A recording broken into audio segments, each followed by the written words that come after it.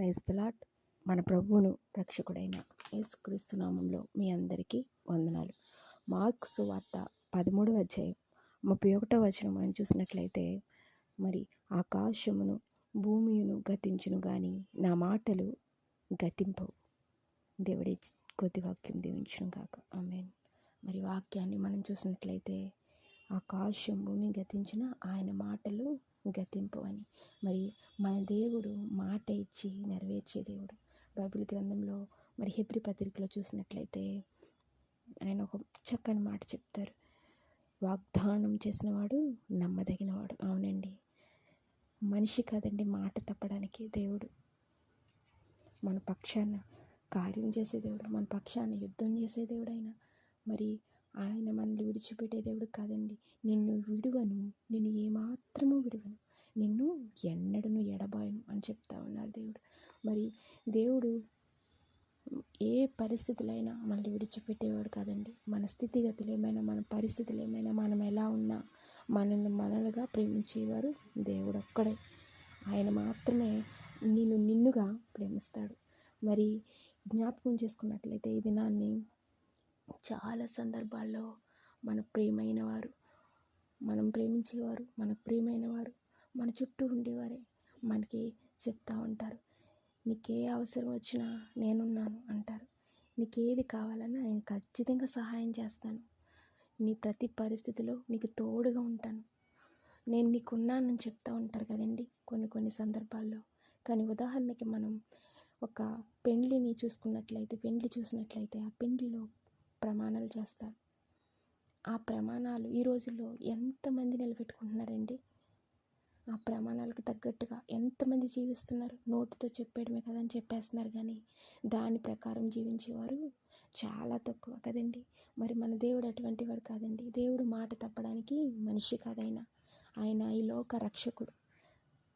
ఎందుకు పనికిరాని మన కొరకు తన ప్రాణాన్ని పెట్టాడు. ఆయన ఎంతో విలువైనటువంటి తన రక్తం పెట్టి మనకు కొన్నాడండి. ఆయనకి ఏమిచ్చి మనం రుణం తీర్చలేమండి. ఆయన అంత గొప్ప దేవుడు. మరి ఆయనకు మించిన వారు ఈ లోకంలో ఎవ్వరు లేరు. మన జీవితాల్లో ప్రతి విషయంలో మనల్ని ఆదుకునే దేవుడు, మనల్ని అర్థం చేసుకునే దేవుడు, మనల్ని కాల్చి కాపాడే దేవుడు, తన అమూల్యమైన ప్రేమతో ఏమీ ఆశించకుండా మనల్ని ప్రేమించే దేవుడు. ఆయన ప్రేమలో మరి దోషం ఉండదు. ఆయన ప్రేమలో అవసరం కోసం వాడుకునేవాడు మన దేవుడు కాదండి. మరి బైబిల్ గ్రంథంలో మనం చూసినట్లయితే దేవుడు ఇచ్చిన వాగ్దానం పొందుకోవడానికి అబ్రహాము 25 సంవత్సరాలు పట్టిందండి ఆ వాగ్దానం చేరడానికి. ఈ 25 సంవత్సరాల్లో ఆయన ఎంత వేచి ఉన్నాడో. మనకి ఏదైనా కావాలంటే మనం ప్రార్థించినప్పుడు మనకి అది వెంటనే వచ్చేయాలని చాలా సందర్భాల్లో దేవుడు నాకు ఇచ్చేయాలి, ఇప్పుడే ఇచ్చేయాలంటాం. మరి మన జీవితాల్లో ఏదైనా కార్యం దేవుడు చేయాలనుకుంటే తన చిత్త ప్రకారం మరి మనకిలా ఉన్నట్లుగా మనం చూసిన వెంటనే కావాలంటుంది దేవుడు. అలా కాదండి, దాని వెనుక మనకి క్షేమం ఉందా, అది మన జీవితంలోకి వస్తే మన జీవితం ఎలా ఉంటుంది, మరి అన్నీ ఆలోచిస్తాడు. ఎందుకంటే దేవునికి సమస్తం ఎరిగిన సర్వాధిపతి అయిన మరి భూమి ఆకాశములు గతిస్తాయి కానీ ఆయన మాటలు గతింపవు. ఆయన చెప్తూ ఉంటారు ప్రతి విషయంలో కూడా. మన జీవితంలో మనం తల్లి గర్భంలో పిండం కింద వేయబడకముందే మన సమస్తాన్ని ఎరిగినవాడు మన యేసయ్య. మరి ఈ ఈ ఈ పరిస్థితులు మనం జ్ఞాపకం చేసుకున్నట్టు ముగ్గురిని మీ ముందుకు తీసుకురావాలని ఆశపడుతున్నాను. మొదటిగా అబ్రహాం గారి విశ్వాసం. మరి ఎంత విశ్వాసంతో ఎదురు చూశారంటే తన వృద్ధాప్యం వరకు. మరి 25 సంవత్సరాలంటే ఆశ ఉంటుందండి వృద్ధాప్యం అంటే.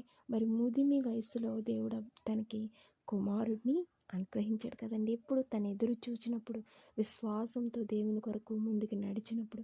మరి రెండవదిగా రక్తస్రావం గల స్త్రీని మనం జ్ఞాపకం చేసుకున్నట్లయితే ఆ స్త్రీ స్వస్థత పొందుకోవడానికి ఆమెకు 12 సంవత్సరాలు వేచి ఉండాల్సిన పరిస్థితి వచ్చింది కదండి. 12 సంవత్సరాలు వేచి ఉండాలి.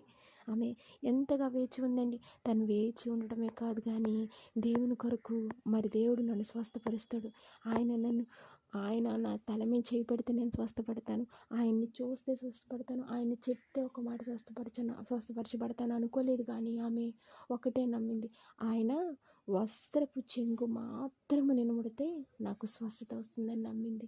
మరి అట్టి రీతిగా ఆమె విశ్వాసం చొప్పున ఆమె ఎంత అయితే ఎదురు చూసిందో మరి అట్టి రీతిగా ఆమె స్వస్థతను పొందుకుంది. మూడవదిగా, ఇశ్రాయేలీలు మరి వాగ్దాన భూమికి చేరడానికి 40 సంవత్సరాలు, 1 కాదు, 2 కాదు, 3 కాదు, 4 కాదు, 40 సంవత్సరాలు ఆమె మరి 40 సంవత్సరాలు ఇశ్రాయేల్ వేచి ఉండాల్సిన మరి పరిస్థితి కదండి. మరి ముగ్గురు కూడా ఎంత విశ్వాసంతో మరి ఎదురు చూశారంటే, మరి దేవుడిచ్చిన వాగ్దానాన్ని పొందుకోవడానికి అబ్రహాం గారైతే ఎంతో మరి ఆయన కొరకు విశ్వాసంతో ఎదురు చూశాడు. మరి రక్తస్రావం గల స్త్రీ చూసినట్లయితే ఆయన కొరకు ఆయన నన్ను స్వస్థపరుస్తాడని చెప్పి ఆయనను వెతుక్కుంటూ ఆయన యొద్దకు వెళ్ళింది. ఆమె విశ్వాసంతో స్వస్థత పొందుకుంది. మూడవదికి, ఇశ్రాయేలు 40 సంవత్సరాల వాగ్దాన నెరవేర్పు కొరకు ఎదురు చూసినప్పుడు ఆ ఎదురు చూపుతో సహా వారు ముందుకు నడిచినట్లుగా మనం చూస్తాం కదండి. మరి ముందుకు ఎప్పుడైతే నడిచారో మరి అట్టి రీతిగా 40 సంవత్సరాలు, మరి 40 సంవత్సరాలు పట్టింది. కానీ ఆ వాగ్దాన భూమికి దేవుడు చేసిన వాగ్దానం ఏదైతే ఉందో అది మొత్తం మరి ముగ్గురు పొందుకున్నట్లుగా మనం చూడగలుగుతాం కదండి. దేవుడు నమ్మదగినవాడు. మనం ఎప్పుడైతే ఆయన కొరకు విశ్వాసంతో ఎదురు చూస్తామో ఆయనే నన్ను స్వస్థపరుస్తాడు, ఆయనే నా ముందున్నాడు, ఆయనే నా సమస్తమని ఎప్పుడైతే ముందుకు మనం సాగుతామో మరి మన ఎదురు చూపుకు తగ్గ ఫలాన్ని పొందుకుంటాం కదండి. మరి ఈ ముగ్గురు కూడా విశ్వాసంతో వాగ్దానం కొరకు ఎదురు చూశారు, అట్టి ఫలాన్ని పొందుకున్నారు. ఇంకా చెప్పాలంటే వాగ్దానం చేసినవాడు నమ్మదగినవాడు. మన పెద్దవాళ్ళు ఒక మాట చెప్తారు, జీవితంలో ఒకటి కావాలి అంటే ఒకటి విడిచిపెట్టాలి. దేవుడు కావాలనుకుంటే లోకపు ఆశల్ని విడిచిపెట్టాలి. మరి లోకం కావాలి అనుకుంటే దేవుణ్ణి విడిచిపెట్టాలి. అయితే మీరు చేసుకోవాలి ఏది కావాలో. మరి సమస్తం మన చేతిలో ఉంది. మనం ఏదైతే ఎన్నుకుంటామో దాన్ని బట్టే మన జీవితం దానిపైనే ఆధారపడి ఉంటుంది.